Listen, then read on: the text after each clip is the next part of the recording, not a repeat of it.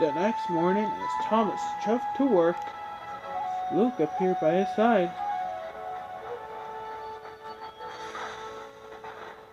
"Hi, Thomas," he said. "I'm sorry I hid from you. I didn't know you, but now I wonder,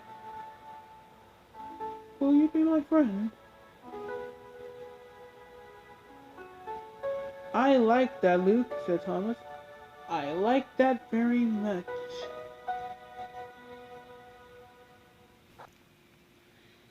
Thomas and Luke worked together at the Blue Boulder Drop all day. Luke dropped giant rocks down the chute and Thomas collected broken gravel at the bottom. Suddenly, a horn honked. Winston had arrived, carrying Sir Topham Hatt and Mr. Percival, the controller of the narrow gauge railway. Luke quickly hid. "Thank you for your work, Thomas," said Mr. Percival. "Paxton will now take over again." When Winston had motored away, Thomas asked Luke why he felt he had to hide.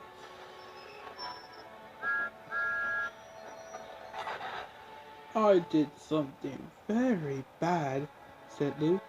"I've done bad things too," peeped Thomas. "Once I steamed right past the danger sign and fell into a mine. And I'm still here." Luke giggled. The two new friends were so busy talking that they didn't hear Paxton pop up behind them.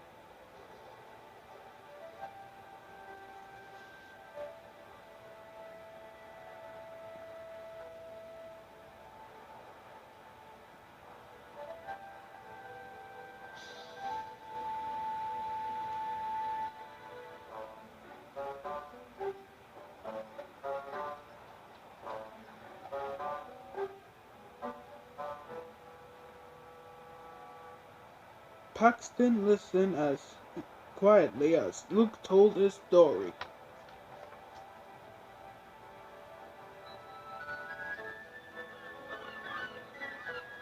"I first came to the island of Soda on a boat," said Luke.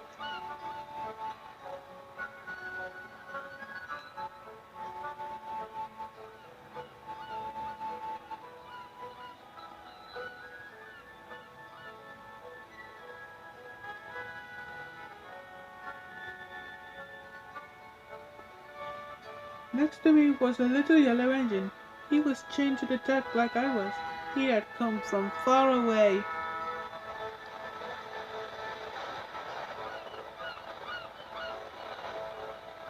A storm blew in, and the ship was tossed around on the waves. My chains rattled something fierce. The little yellow engine was scared. He spoke a strange language I didn't understand. I wanted to reassure him, but I didn't know how. We finally reached Soto, but the little yellow engine still looked scared. The dock workers wanted to lift him off right away, but I pleaded to be first. Take me off first, please, please. They agreed, and I was happy.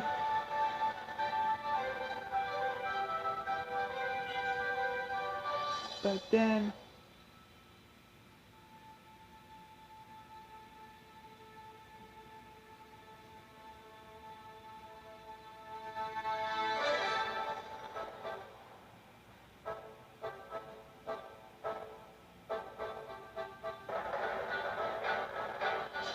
I bumped into the little yellow engine and sent him splashing into the sea.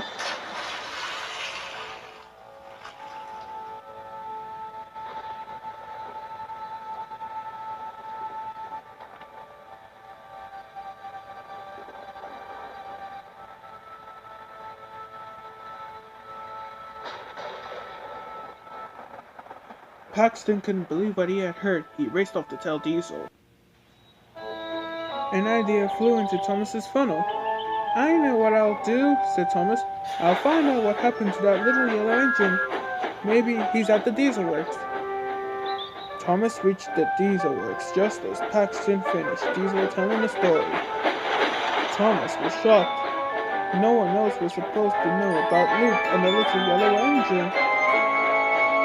We have to tell Sir Topham Hatt and Mr. Percival, said Diesel. They'll make Luke leave forever. Thomas was worried. He had to find that little yellow engine before Diesel could get Luke into trouble.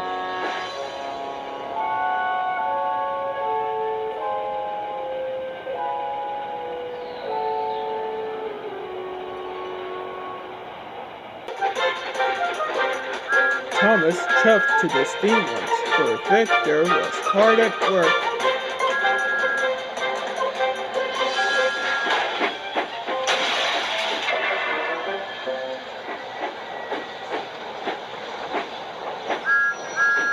Victor, do you remember fixing that little yellow engine that fell into the sea? Thomas asked. Victor stopped working immediately. His eyes were wide with surprise. Thomas suddenly understood.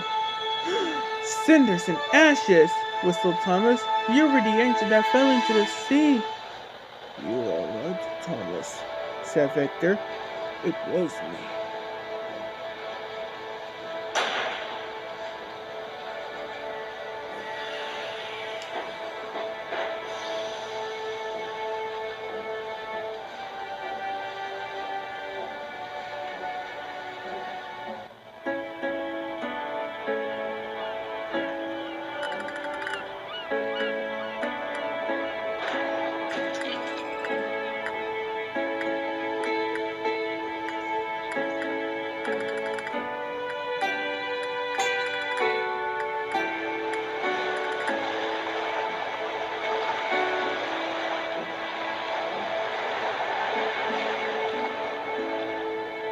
Victor's story about his trip to the island of Sodor was the same as Luke's, except for one important detail.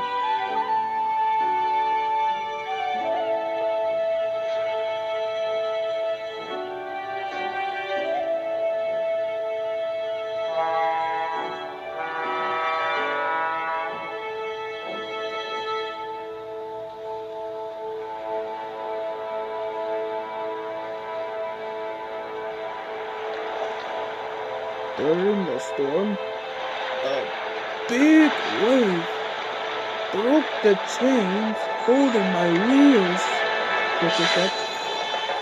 Nothing held me to the deck. I called to the crew, but they didn't understand me. No one could help me.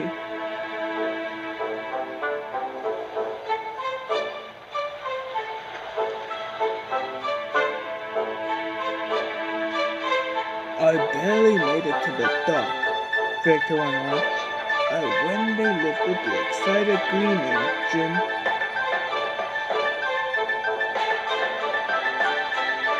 he swayed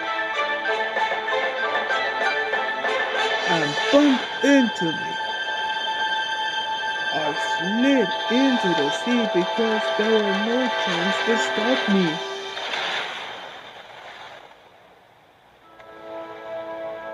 When Cranky finally fished me out, I was in a terrible state.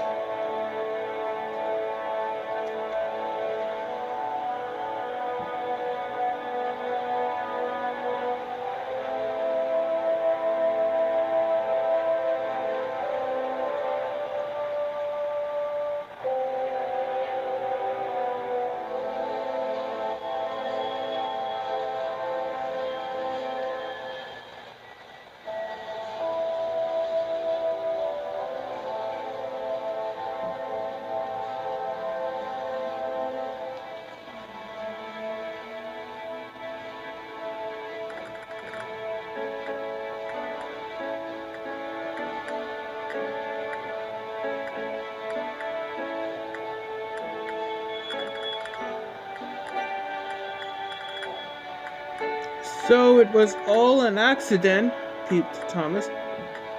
And you were repaired? Yes, replied Victor. I chose to be painted red.